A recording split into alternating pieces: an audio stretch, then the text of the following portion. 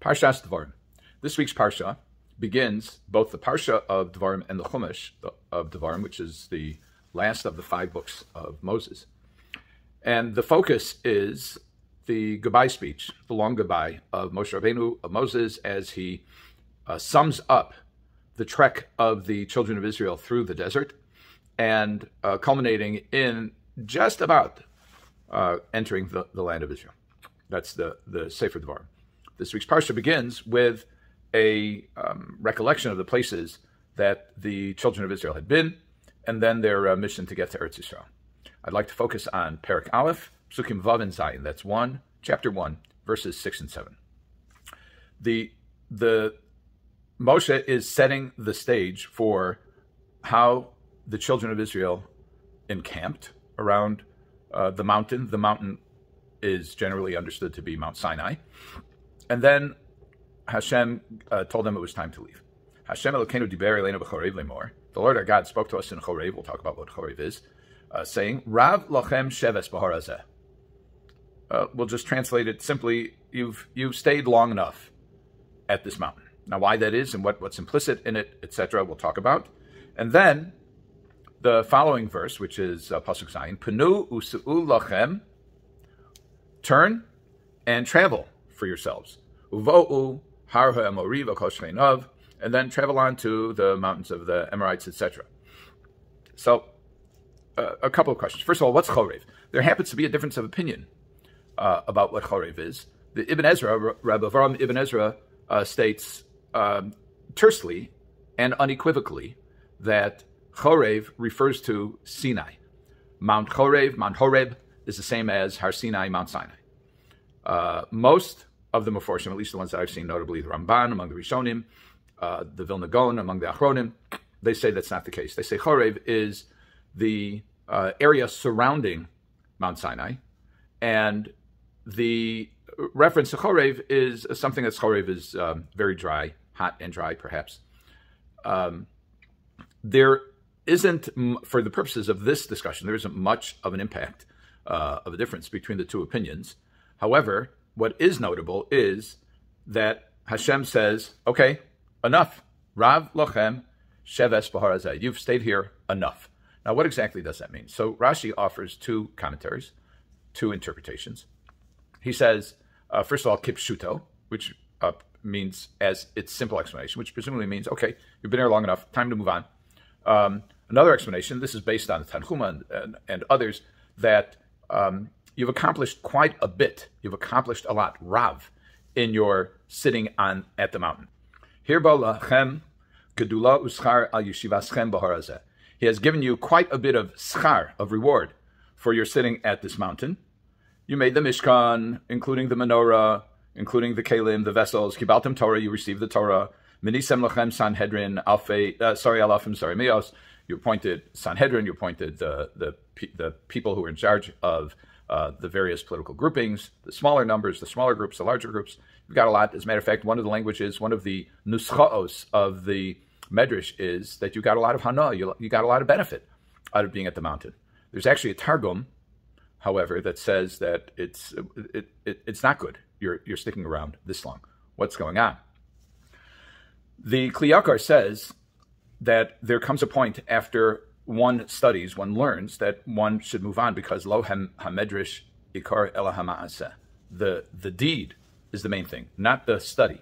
The study is the precursor for doing. And it's time, says the Kli Yakar and others, it's time to take the learning that you got while you were at Mount Sinai and now apply it. In other words, just learning by itself is not the whole thing. It's missing an extremely important point, which is applying the learning to real life. So, according to this explanation, what Hashem is saying is, you've been at the mountain, you've studied Torah, you've received the Torah, and now it's time to move on. You have to get on. You have to get to Eretz Yisrael. You have to observe the commandments in Eretz Yisrael. That's where the Jews are supposed to be. What is the next verse? The next verse says, Penu, turn u'su'u lachem, and travel uvo'u har ha'amori. The Malbim, I believe, says that these are 3 things. Penu means to turn, means to leave the place you're at. Su'u is to travel from one place to another, and bo'u is to arrive. Okay. Why does it have to say penu, turn? It's like panim when you move your face. Penu u'su'ulachem. Why not just su'ulachem? Uvo hamori. Why does Hashem have to say penu? And I believe it means that at every stage in a person's life, when it's time to move on, you don't just move on, but you have to reorient what your goal is. Your goal at one stage of life can be quite different from that of another stage of life. Your goal as a child is different from that as an adult. As a single adult is different from as a married adult. As a married adult, it's different than as a married adult with children or with grandchildren or with other responsibilities. And it is not effective to have the orientation of the prior stage or the present stage if you are attempting to go to the next stage. There has to be a change in orientation. You have to turn. I mentioned a few weeks ago that according to Rav Goldvicht, Rosh Yeshiva, my Rosh Yeshiva in Kerem Yavne, said that the fear of the Meraglim, who were all important people, was that the Bnei Yisrael, the Jewish children, the children of Israel, would not be able to maintain their level of spirituality after having left the desert where everything's provided for them, and now they're going to have to get their hands dirty. They're going to have to roll up their sleeves, and they're going to have to work, and they're not going to be provided for in a supernatural way. And they were afraid, and they didn't want anything to do with it. They said, it's going to consume us. And the divine response is, Penu u'su'ulachem. You have to reorient yourself. You can't always stay in one stage, even if that stage is good for that time. But then you must graduate. You have to transition sometime.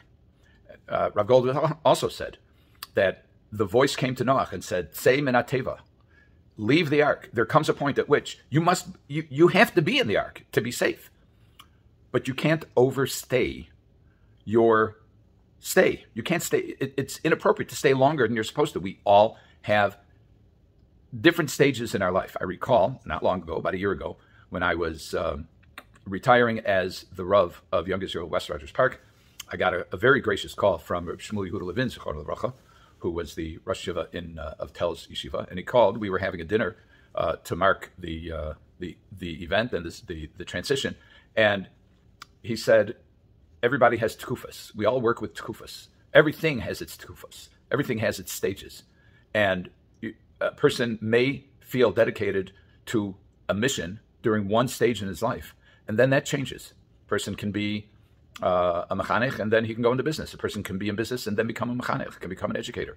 A person can and must respond to changing circumstances, whether those changing circumstances are external or they're internal. Frequently within a person's life, he has to step up and assume responsibility, or he has to step down and relieve himself of the responsibility. This is implicit in the word penu. You have to change your orientation, change the direction in which your face is pointed and which your eyes see. We're coming to the time of Tisha B'Av. We are in the 9 days of mourning for the temple, and next week is Shavua Shechalbo Tisha B'Av, the week in which Tisha B'Av falls, and Tisha B'Av will be coming up. And I was talking to an attorney in Eretz Yisrael today, and he said he happened to have been in Chicago during Tisha B'Av several years ago, and he said the one thing that was remarkably absent from at least the speeches and the lectures that he heard was a call to make Aliyah to Israel. This is something that requires penu usu'u. It requires a reorientation, a setting our sights on what's possible, on what comes next. Everybody has their own cheshbon hanefesh. Everybody has their own deep accounting that they must do about what they are doing and where they're doing it. And all of that is implicit in penu usu'u. Turn your heads, turn your face, reorient your vision, and move. Have a good Shabbos.